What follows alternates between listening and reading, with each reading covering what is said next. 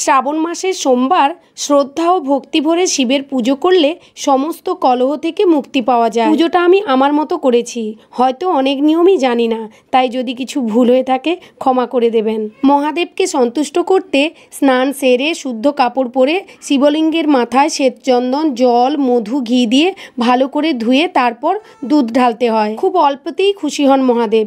কয়েকটি ফুল ও বেলপাতা দিয়ে দেবাদিদেবকে পুজো করলেই প্রসন্ন হন তিনি। শ্রাবণ মাসে মহাদেবকে পঞ্চামৃত দিয়ে স্নান করানো হলে ভক্তদের সমস্ত মনোবাঞ্ছা পূর্ণ করেন। পঞ্চামৃত বানানোর জন্য যে 5টি জিনিস দেওয়া হয় তা হলো দুধ, দই, মধু, ঘি আর মিষ্টি। মিষ্টির মধ্যে সাদা রঙের মিষ্টি দিলেই মহাদেব খুব সন্তুষ্ট হন।